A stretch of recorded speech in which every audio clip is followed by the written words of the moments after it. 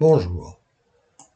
Cette vidéo est la présentation du site partenaire de bridge.fr destiné aux dirigeants des clubs de bridge.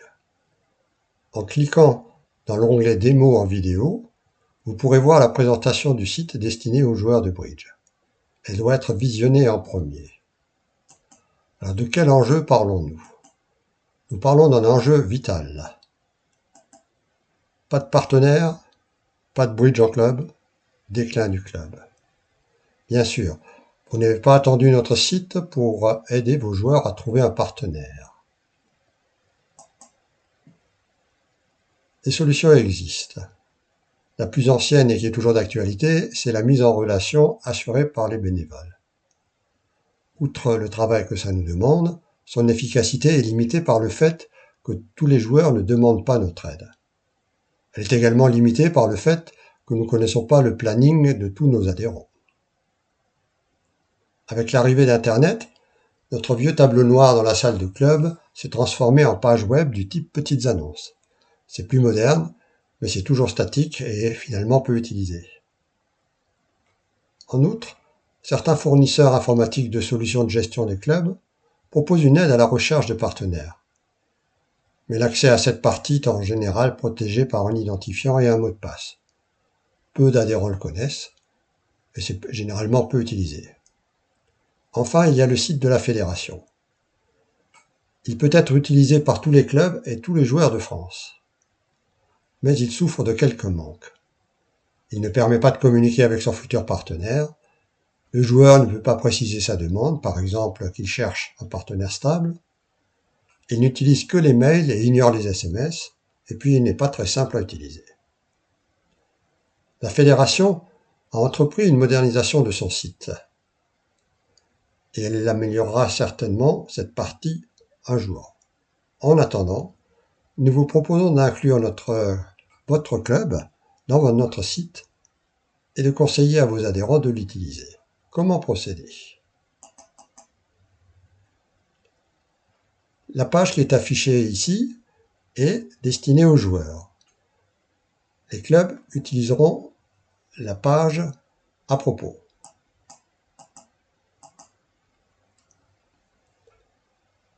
Dans cette page, une partie est consacrée aux joueurs, une autre partie est consacrée au club.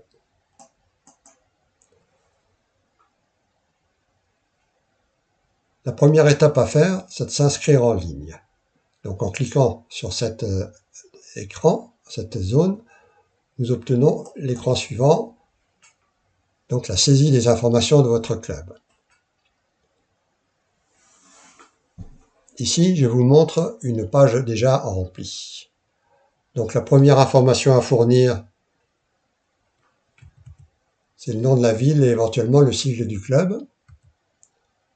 Ensuite, le numéro FFB du club, le nom de votre site internet s'il existe, l'adresse mail officielle du club.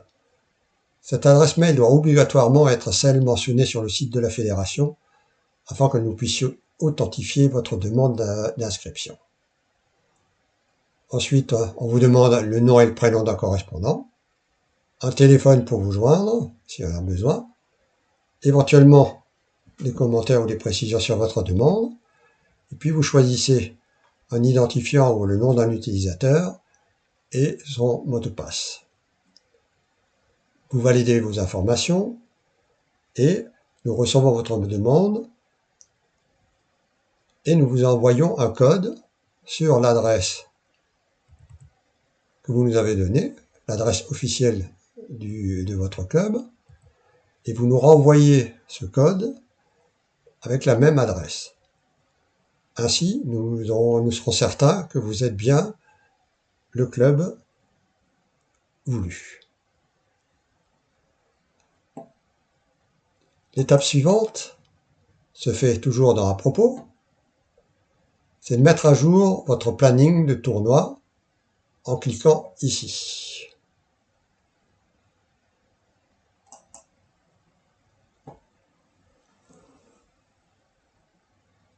La première étape, c'est de vous identifier en rappelant votre identifiant FFB. votre code utilisateur en tapant le mot de passe et en validant vos informations. L'écran suivant s'affiche. C'est la saisie du planning des tournois du club. Elle se fait en 3 étapes. La première, c'est la saisie du planning hebdomadaire. Car en général, les clubs établissent un planning hebdomadaire qui reconduisent de semaine en semaine pendant toutes les périodes d'ouverture. Ici, on a l'exemple du début de la saisie du club de Chaville. Donc on voit plusieurs tournois. Si vous jouez plus que les lignes qui sont affichées, vous pouvez ajouter autant de tournois que vous souhaitez. La seconde étape, c'est la saisie des périodes d'ouverture du club. Dans notre exemple, on a donné un exemple d'ouverture du 6 juin 2025 jusqu'au 19 décembre 2025. Après, vous pourrez préciser une deuxième période d'ouverture, voire une troisième période d'ouverture si vous le souhaitez. L'étape suivante, c'est la saisie des tournois exceptionnels ou non hebdomadaires et des interclubs. Elle se fait de la façon suivante, donc on sélectionne une date et on y met un libellé. Si on a plus que 3 barbecues par saison, on ajoute autant de barbecues qu'on veut. Et enfin, en cours d'année, on peut être amené à supprimer certains tournois, pour X raison. Donc vous revenez sur cette page et vous utilisez cette partie en disant le tournoi de telle date a été supprimé, etc. Voilà, c'est aussi simple que ça.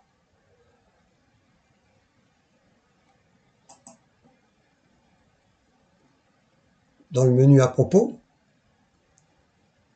vous avez aussi la possibilité de mettre à jour les informations de votre club en cliquant ici.